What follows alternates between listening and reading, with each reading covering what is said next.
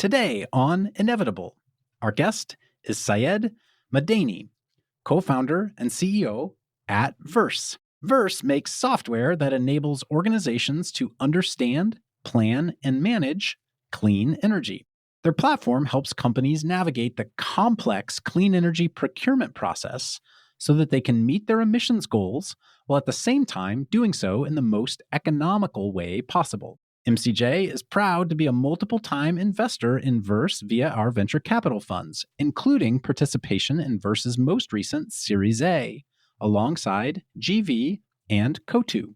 In my mind, Verse represents the inevitable trend of large companies needing to add clean energy management as a significant capability to their business operations. Hyperscalers have been early to this trend, with an insatiable desire for electricity to power data centers, which is only increasing with AI. But we believe that most major corporations will continue to increase their attention here, much as they did with IT and cloud technologies over the last 2 decades. But enough from me.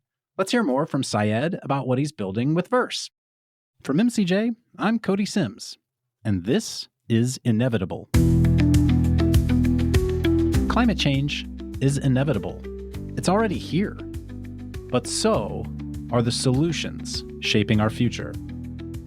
Join us every week to learn from experts and entrepreneurs about the transition of energy and industry.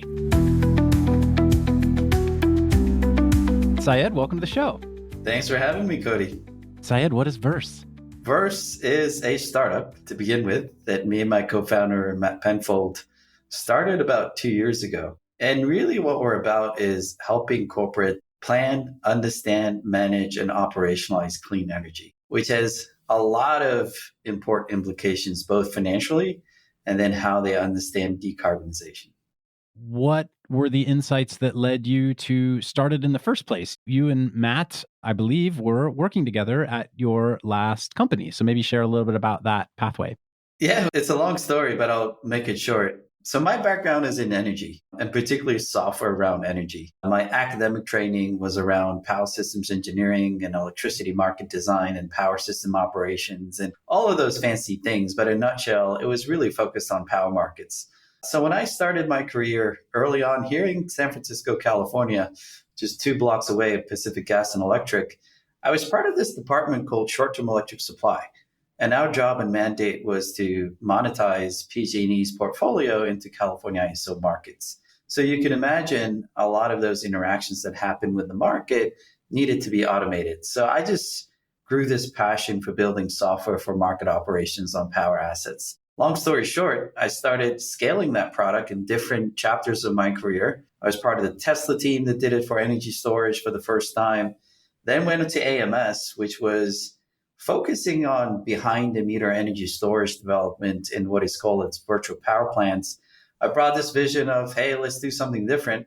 And that is to scale a software that helps with power market trading for renewables, particularly storage. And that's where I met Matt at AMS. And when I became the CEO, we decided to scale the product and scale the company, and then ultimately sold it to Fluence. And Matt and I worked together at Fluence. I was the chief digital officer there. And the product that we sold and grew was essentially helping to increase the economic viability of renewables from the perspective of sellers of power. But Matt and I realized there's a bigger portion of the market, and those are buyers of energy. So how do we help them do 2 main things? One is to stabilize their electricity costs, and then help them with decarbonization. And that was a passion that we had, and we realized it has a bigger TAM. And really the tools and processes that are out there are either non-existent or pretty bespoke. So we started Verse with a passion of helping organizations understand the electricity costs, manage their electricity costs, and help them with decarbonization. Given our background, which is in software, we bring a software angle to this, and that has worked well for us because that's our expertise. And essentially think about software as an enabler for a lot of these great things. But that's how we got into really starting Verse. Explain a little bit more about Fluence and the role that it plays today in sort of energy buyers and sellers, and its role in the energy storage systems, which is where I understand it to be a large player. Fluence essentially is one of the world's largest energy storage providers, pure play, amazing product, and I'm very honored to be part of that team. But essentially, Fluence had and still has a couple of lines of products, which are hardcore storage products, services, and digital offerings. So, on the digital offerings, my purview was on building a platform for algorithmically bidding energy assets into markets. And we sold that separately, whether it's for wind and solar and storage. But the buyers, the personas of that product was essentially people who had to interface with electricity markets, sellers of power. If I want to put energy storage in the ground, the returns of that asset is really highly dependent on how can you operate and trade that asset in the market. So a lot of machine learning, AI, and software went into that thing, and the team has done a phenomenal job of growing this. But at Verse, what we do is a bit different. And that is, we're essentially helping the buyer side of the equation now and helping them understand what their electricity cost means and how do you stabilize it and decarbonize it. You've had this sort of aha or insight about the buyer side of the market. Explain a bit more about what the buyer side of the market does today to find power and also how you see that changing. Yeah, it's a fascinating story because any other economic problem, you have supply and demand. And don't get me wrong, supply has gone through major revolutions in the past 20 years, I'd say. In the early 2000s, we had the introduction of electricity markets, which really shifted how the power grid operates. We have ISOs and electricity markets. And then that got followed on by smart grids and digitalizing the grid and making sure we have advanced metering and infrastructure. And then we started having the renewables boom, which up until now in 2024, the world has added 4,500 gigawatts of renewable power. And that is very hard to manage on the grid side. And then starting early 2020s, we had the role of energy storage, which is growing phenomenally. But at the same time, on the buyer side of the equation, we've also seen some shocks. And that has created some interesting problems that the buyers need to solve. And ironically, these buyers are large corporations that their focus is on different products and services. They're not necessarily experts in the power grids. So, what are these shocks that have happened? One is taking advantage of clean energy. So, starting early 2010s, we see the PPA markets for corporate offtakes have grown significantly. To date, big tech has more than 95 gigawatts of contracted clean energy in the form of wind, solar, and some storage, and even nuclear and geothermal. So, what we're seeing from the buyer's side, what is their main motivation to tap into this, is two things. One is they're very cognizant about their carbon footprint and what does that mean for compliance and scope 2 emissions and et cetera. The other one that we're seeing is because of all these changes that I described that are happening on the grid, electricity market prices are all over the place. So, in order to make sure you can stabilize your OPEX, you need to think outside the box.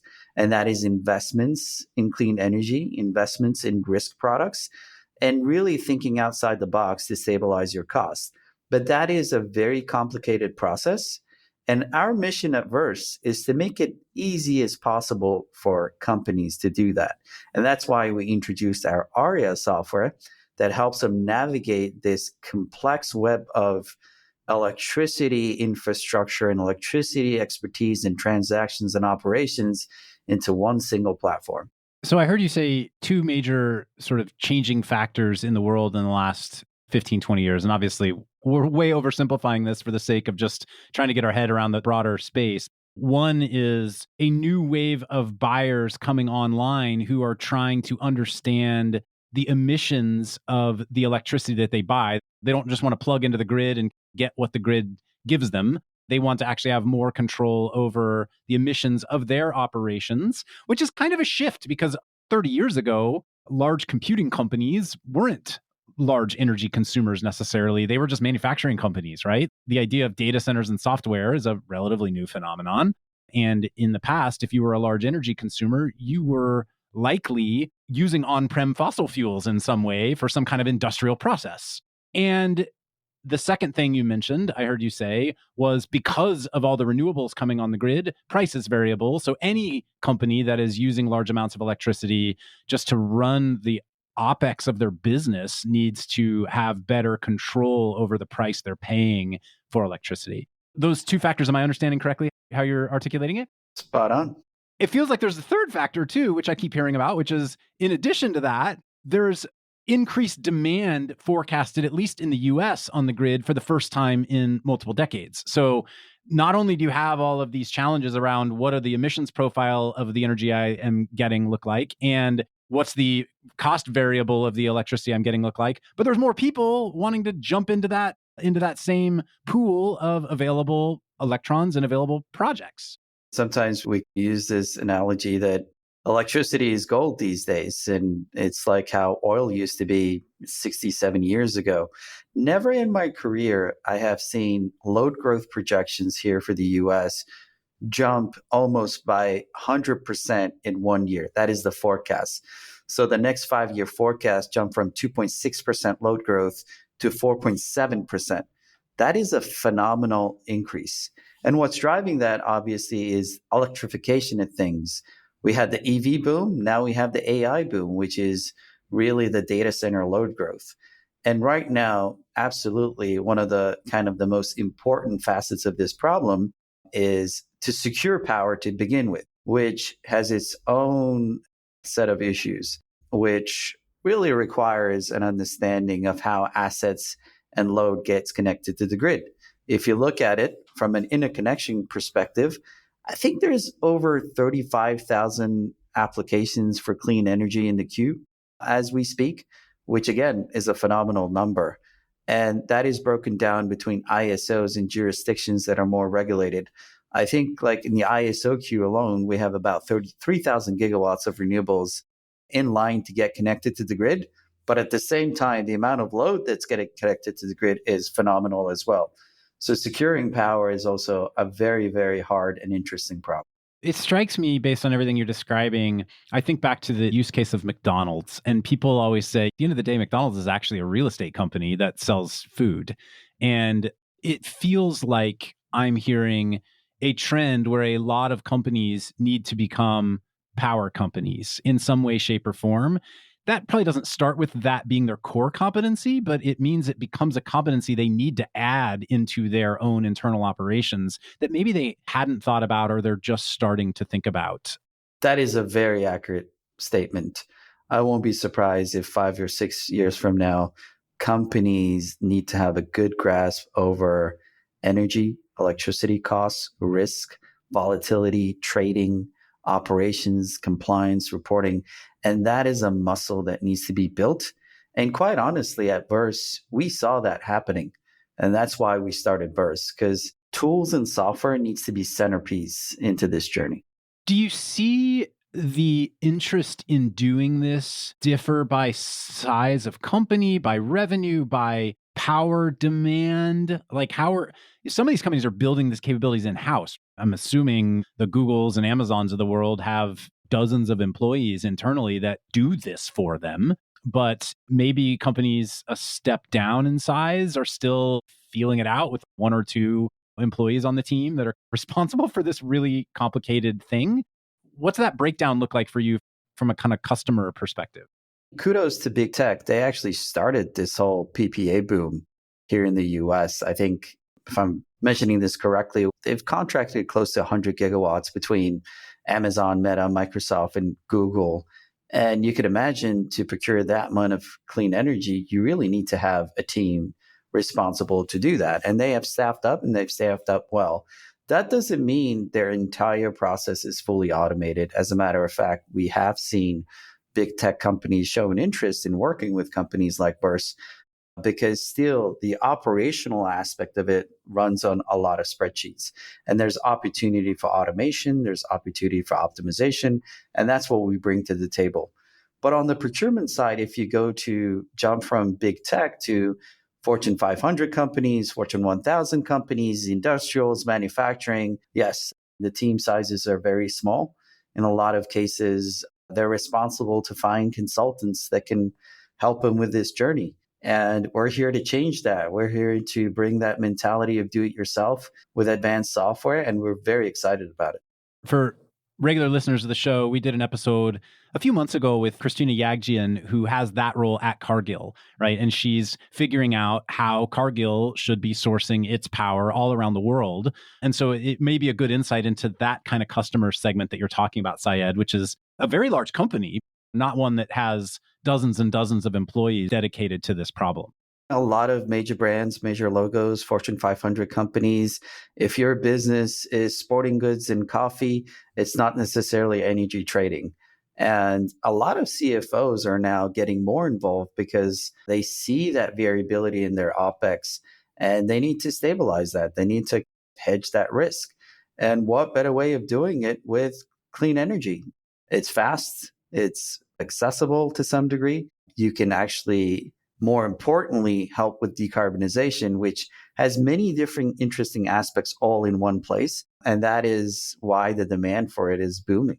Now, I think of energy trading, quote unquote, as like buying and selling intraday swings of power. At 5 p.m., power is worth X. At 3 a.m., power is worth Y. I'm going to arbitrage some of the spreads in here. Are big corporates doing that today already? Or is this more about securing the next 5 years of power at a price and emissions level that is relevant to you?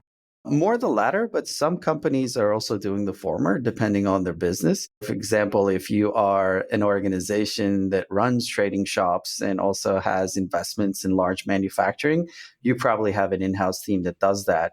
But when it comes to trading, going back to the fundamentals, you're either long or short. When you're a load consumer, you're short.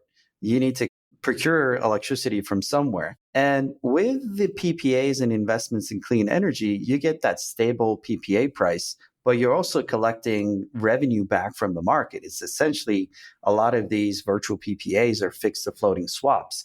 So how do you optimize that float? And how do you cover your open positions with the right risk products is something that's necessary.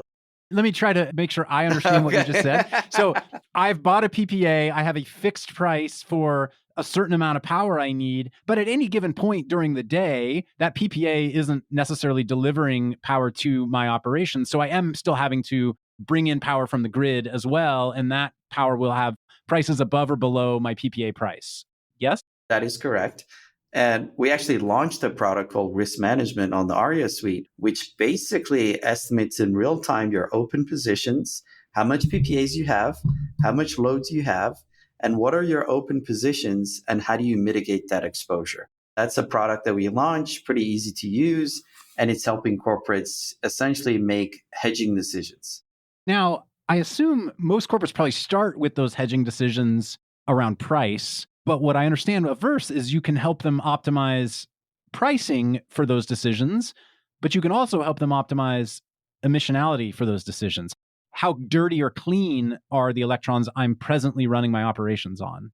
Absolutely. So this has two main buckets of attributes that you need to co-optimize together.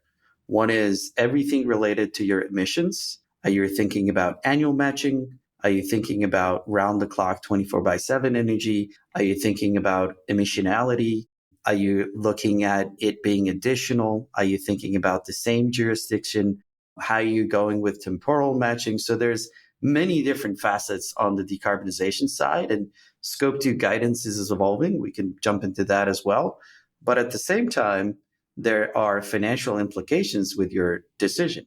What is the PPA price? What is the implied REC price? Essentially, if you're investing in a PPA, you're collecting revenues from the market back. So how does that really match up? And to the extent that you have exposure, how do you hedge that? So essentially what we do, which is the pain point for a lot of these organizations, we essentially shed the light on a roadmap and execute and operationalize dollars in carbon at the same time and make sure this problem goes away for organizations. Can I ask a clarifying question there? You said when you invest in a PPA, you're seeing revenue come back in. Is that to say that for most PPA buyers, you're not actually just buying electricity straight up? You're actually buying into a project and you're earning a return from that project. And that project is for a contracted amount of electricity. Correct. And that is called virtual PPAs, which are the bulk of PPAs. Because at the end of the day, electrons flow based on the laws of physics. If Cody from MCJ or Seyed from Verse has signed a PPA, electrons are going to do their thing. But what you're doing is essentially you're financing additional clean power that's being connected to the grid. You're claiming the clean electrons, and your asset is going to work for you. It's going to earn revenue in wholesale markets, and that earned revenue is yours. And so one of the criticisms I hear right now of a lot of these big data center projects is, sure, they may be setting up a data center with as much clean energy sort of power purchase around the data center as possible. But in a world where getting clean energy onto the grid and getting it interconnected is challenging, if they're taking all of that clean energy to run their data center, that may be clean energy that would have gone to that grid, but is not. Are you seeing that play out in real life for companies? Yeah, so basically what you're describing is the concept of additionality. Let's go to basic scope 2 rules today. So when you're thinking about decarbonizing your scope 2, the G protocol doesn't recognize locational matching, doesn't recognize time matching.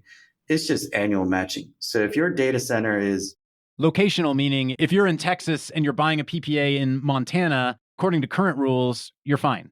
you're fine. And it's not simply just PPAs. You're fine even if you buy RECs. The regulations today are pretty high level. And noted that a lot of corporates are complying with these regulations, and a lot of the work that they've done is voluntarily. Kudos to them for doing something. But the concept that you're describing is additionality. If I am adding a data center in a particular region, am I going to add new clean energy capacity, whether it's nuclear or wind or solar and hopefully storage? Is that additional or not? And that has to do with the revisions of GHG Protocol Scope 2, which technical groups have started working on this. And I think by end of 2026, we'll know the results. But that's the type of thing that needs to be clarified, because based on today's rules, you're fine. If you're in Texas and you're buying RECs in Virginia, you're fine. Hey everyone, I'm Yin, a partner at MCJ, here to take a quick minute to tell you about the MCJ Collective membership. Globally, startups are rewriting industries to be cleaner, more profitable, and more secure. And at MCJ, we recognize that a rapidly changing business landscape requires a workforce that can adapt. MCJ Collective is a vetted member network for tech and industry leaders who are building, working for, or advising on solutions that can address the transition of energy and industry. MCJ Collective connects members with one another, with MCJ's portfolio, and our broader network. We do this through a powerful member hub, timely introductions, curated events, and a unique talent matchmaking system and opportunities to learn from peers and podcast guests. We started in 2019 and have grown to thousands of members globally. If you want to learn more, head over to mcj.vc and click the membership tab at the top. Thanks, and enjoy the rest of the show. You're starting to see companies anticipate changes here, or start to recognize that maybe if they're doing something that isn't additional and isn't help greening the grid, they're not living up to their corporate responsibility. What are motivations that you're seeing corporate buyers take with respect to trying to solve for this? It's a mix of both. Some, what you described, some, they look into the financial implications and make a decision. And we are doing a lot of that education. So our software does that for them. Essentially, the question that is really important is grandfathering. If the rules change, do existing assets, are they going to comply with the previous rules, or are they going to follow the new rules? Nobody knows. We've seen that play out in forestry credits for sure, where Okay. people kind of get in trouble for buying things that seem to have been fine 15 years ago. Yeah. When you're making a clean energy decision today, with some tweaks, you can actually make your decision more robust against possible regulatory changes, whether those changes are additionality, same grid, location matching, hourly matching, carbon matching, etc. It could be in your favor to make your decisions more robust, because these are important financial decisions you're making. One example I use is, let's say, location matching. It's not just about carbon. It's also about your financial exposure. If you have an asset generating in the same grid that you have the load, when electricity market prices go to the roof and your load is spending a lot of money buying that electricity, so is your generation. It's selling power at that high electricity. So you're hedged. You're getting a return on your PPA investment, while at the same time you're spending more money on electricity yourself. Exactly. So that's why this is a very complicated problem that we're trying to simplify as much as possible with ARIA and with our software. And for a buyer using your software, it sounds like they get guidance on which of these things are a priority to them. Do they care more about price? Do they care more about how clean or dirty the power they consume is? Do they care more about how much they're contributing clean electrons back to the grid? Are these the dials that people are turning in the ARIA software? Absolutely. Absolutely. So we have launched a suite of applications because when you think about the power problem, we talked earlier how complicated it is. You need to understand it from different products coming into play at different times. When it comes to planning and procurement, which is one major category, which we've launched a couple of products, and then operations, which we've launched a couple of products. In the planning and procurement phase, they need to be answering, what do they care the most? Is it cost? Is it risk? Is it emissions? Is it emissions by the three pillars of additionality and carbon matching and location matching? Or is it something else? We don't necessarily convince them what is right or wrong for them. That is a decision they need to make based on their internal corporate mandates and risk policy and everything else. But we clarify it for them. What are the implications of the decisions that you're making? Because when you make those decisions, it has downstream effects, and we'll operationalize it for you. But let's start with the basic. What is the goal that you're going after? And some companies have already made those goals, and some companies are earlier in their journey. So is there a sort of consultation component to the work you do? You're mostly a SaaS company, but it sounds like some of these companies may need help even figuring out what dials to turn in the first place. Yes. If you look at the ARIA platform, we have 7 or 8 different products. When it comes to planning, a lot of the times our competition is with consultants because they essentially do these feasibility studies and planning studies. But our software, the way we've designed it, it's very easy to use. You can make a long-term planning decisions with all of the attributes that I talked to you about in a matter of minutes.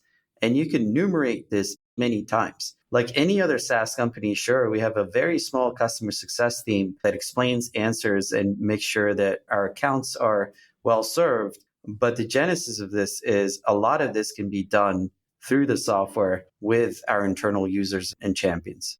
And how do you get both pricing and emissions data from the grid today? Because that feels like an important component to your ability to help people make decisions using the software. Yeah, data is very important. And one of our products is called a data hub. And it's composed of 2 things: historical looking, what are the electricity market prices been and emissions, et cetera, and forward looking, what are the emission forecasts are going to be, what our power prices are going to be. And we have a multifaceted approach. We have partnerships with some vendors. We build our own data models for forecasting. And what's important, we basically crystallize all of that for the customer. But a lot of the times, just having data is not necessarily going to solve the problem.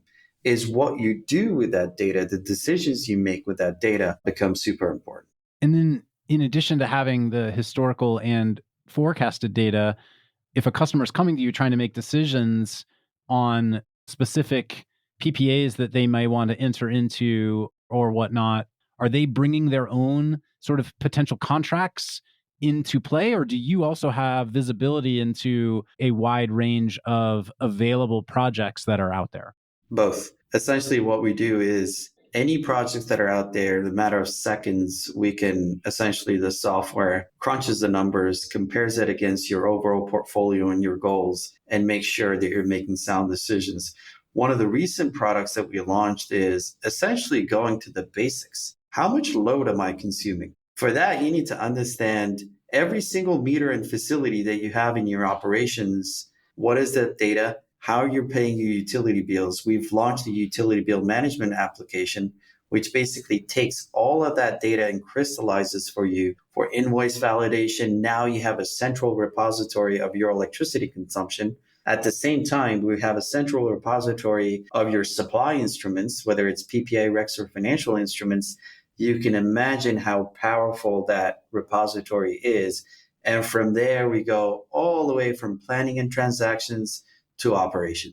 So we talked earlier about these customers who work at large Fortune 500 or Fortune 1000 companies, but maybe aren't in organizations that have hired dozens of people to do this internally. Most of these folks today, I assume, their primary job is hiring and managing consultants who are sorting through these outcomes on their behalf. Would that be the right way to think about what these roles look like today? And you're moving to a world where these teams in-house could actually try to use software to make these decisions?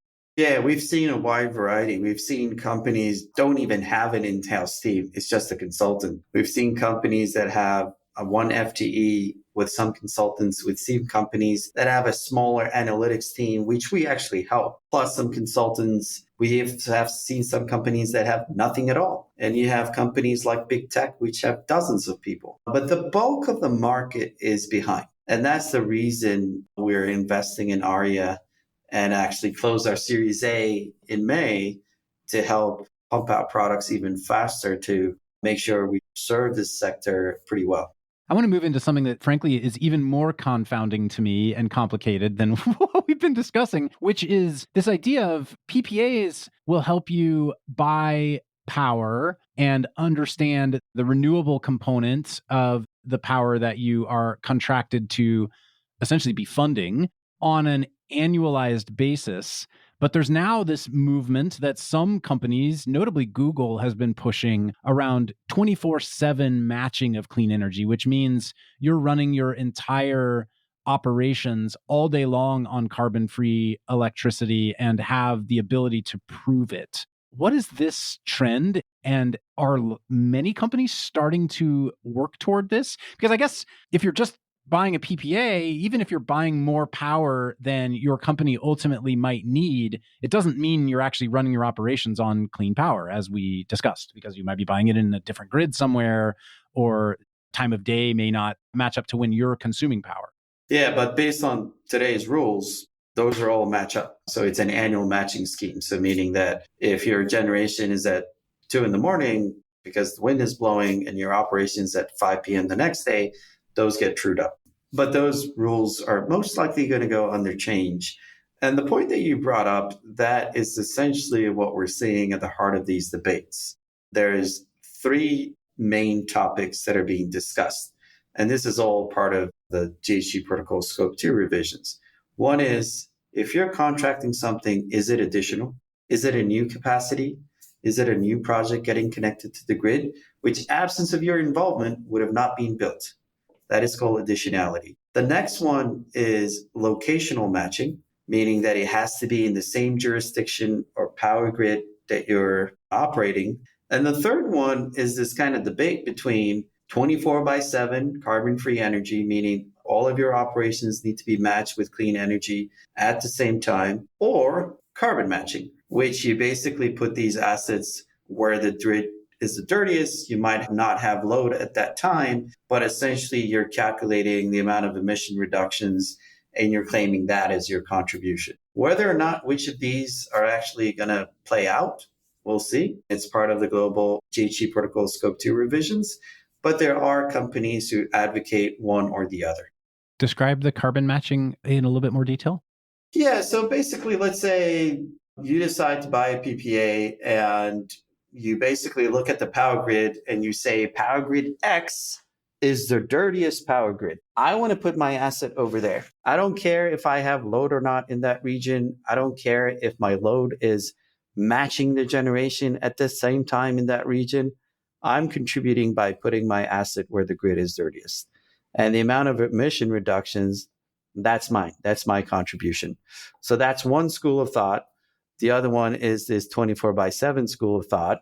For us, we can analyze, model, operationalize, report on both. And we leave it up to folks to debate this. But essentially, your cost of clean power obviously will change if you have more stringent requirements compared to annual matching today. Describe the 24/7 in more detail. Just helpful to have them side by side here. Yeah, so 24/7 is basically, like you said, at any moment of time, the amount of load you're consuming on an hourly basis, not a 2-minute basis, on an hourly basis, the amount of load that you're consuming from the grid is matched by generation to that amount from clean energy resources. So let's say 2 p.m. today, you're consuming 100 megawatt hours. You need to be showing 100 megawatt hours worth of clean energy generation, whether it's wind or solar. Batteries are still a big bucket that we need to discuss at some point. Whether it's nuclear, geothermal, it needs to be matched. It requires pretty stringent understanding of measurements, how much your load consumption was and how much your generation consumption was. Super helpful. Let's do batteries since you just brought it up. And since that was your last life at Fluence, spending a lot of time there, I think you were the first one to share with me one of the maybe slightly dirty secrets of batteries, which is, yes, in general, increasing storage on the grid is necessary for continued deployment of solar. And yet, in many geos, batteries may be actually charged up on a dirty grid and released at a time when they're competing with renewables. And so you may end up having times of day where batteries are actually adding emissions onto the grid. That is certainly possible. And yeah, let me talk about batteries. I'm in love with batteries. I think batteries, I spent a big portion of my career building software for batteries. I think early in 2020, we're about 1 gigawatt of batteries here in the States. I think we'll close this year with 20 gigawatts. And that's just fascinating amount of growth. Batteries are a true digital flexible asset. They can provide 18, 20 different services, from energy arbitrage to all sorts of grid stability services, whether it's power reserves, spinning reserves, non-spinning reserves, ramping up and down and flexible ramping. That 24/7 carbon-free energy model feels basically impossible to hit without batteries, I would think. You either have batteries or you overbuild wind power in regions that have wind power. Imagine your kind of green premium goes up. I think between $5 to $20 is what the green premium is going to look like, depending on your region, over electricity market prices. If you want to be fully 100% carbon-free energy, subject to a lot of different issues and your load, et cetera. But it is expensive. And batteries, when it comes to operations, they can do anything. They can do whatever you ask it to do, whether it's providing stability to the grid, whether it's doing energy arbitrage, or whether it's helping a company achieve 24/7 goals. What's not clear is the regulations around batteries and how their contribution is accounted for. When we saw the Treasury was thinking about the IRA rules, we actually submitted comments to the Treasury just based on our own experience and what it can do for companies, that, hey, the clean energy that a battery can absorb and it's giving back to the grid, let's account for it. It makes sense. It's being charged up by renewable power and it's just giving it back at the right time that's needed. But unfortunately, in some cases, as you were alluding to earlier, Cody, batteries can actually increase emissions if you are charging it from when power market prices are the cheapest, where coal is dominant. A lot of coal, you charge from coal, and then you discharge at peak periods when gas is generating. You're essentially replacing gas with coal. With a round trip efficiency loss, you added emissions back to the grid. In some jurisdictions where it's only gas and renewables, like California, in the middle of the day, prices are negative. You charge your batteries with clean power and you displace peaker plants. That works well.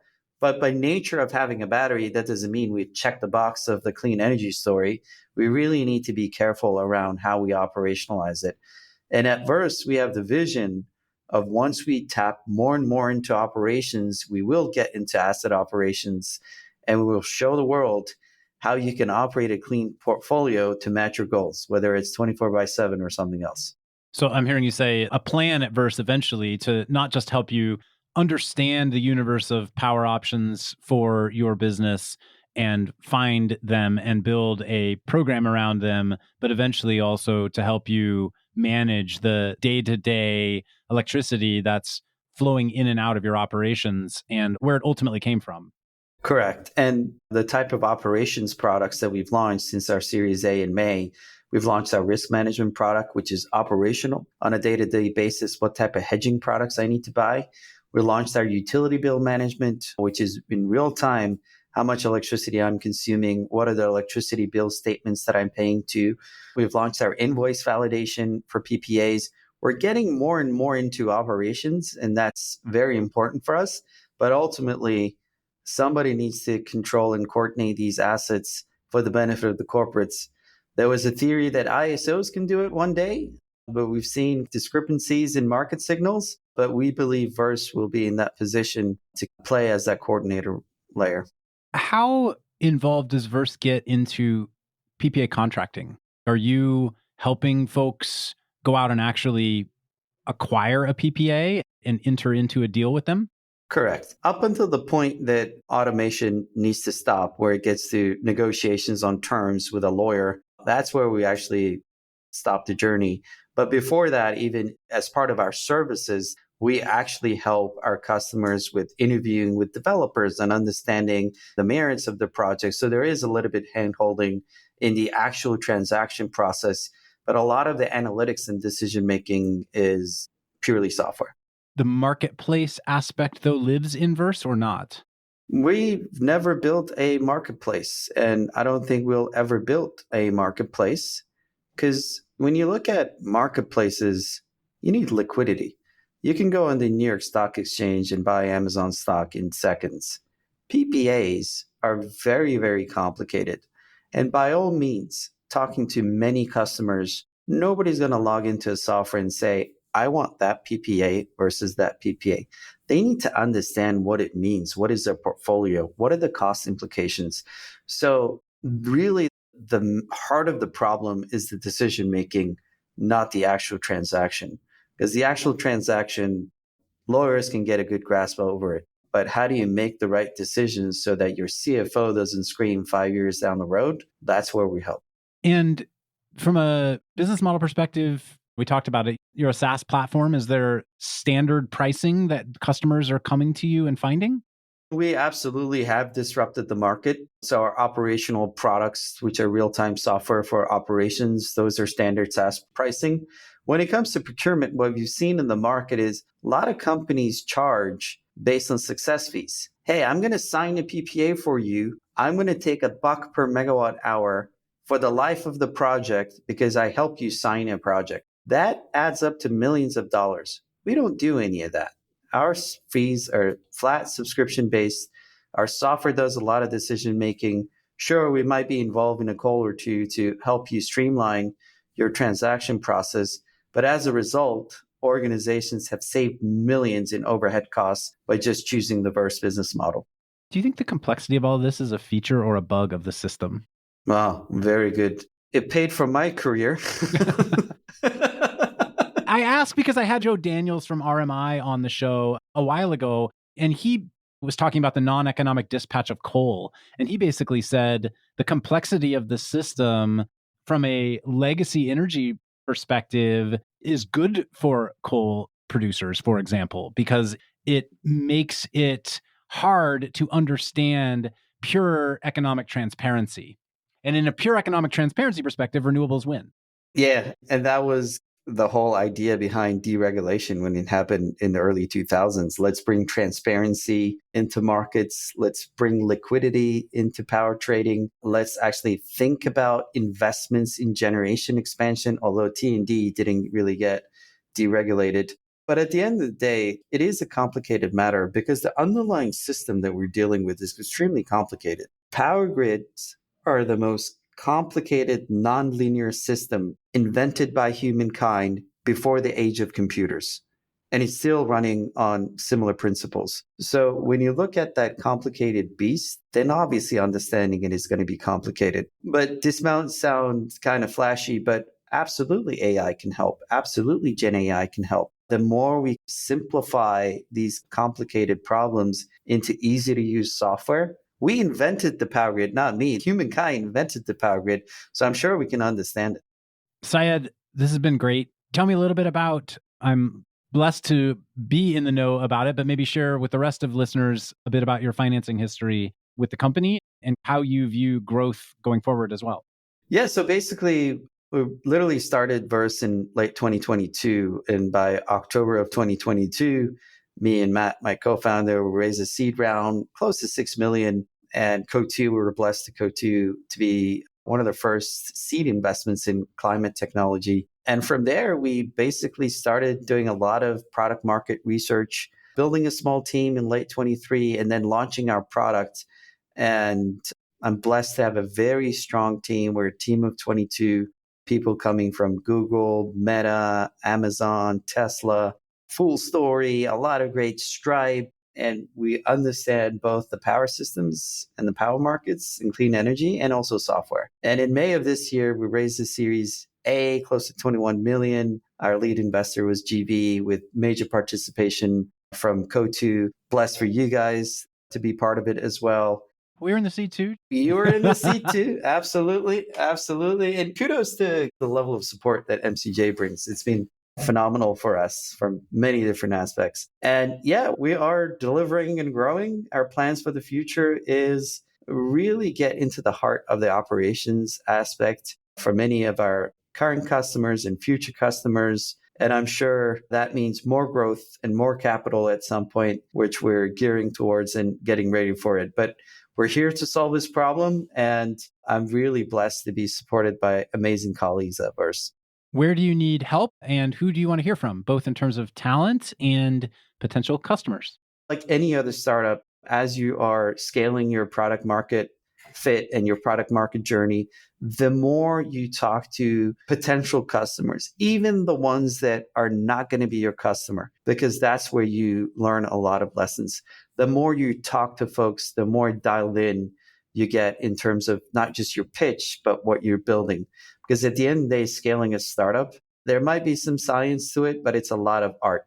How do you balance your product and engineering work with go-to-market along with your investor interest? If you optimize that, then that's the recipe for success. And part of that means over communication and make sure you're understanding what the market needs and being agile and adaptive. So the more we can talk to folks, the better. If you're listening to this episode, you know where to find us, hello@burst.inc. Shoot us a note. We'll love to show you our product and get to know your challenges and your view of the world when it comes to clean energy. Seyed, thanks for joining today. Thank you for having me, Cody. This was a blessing. Inevitable is an MCJ podcast.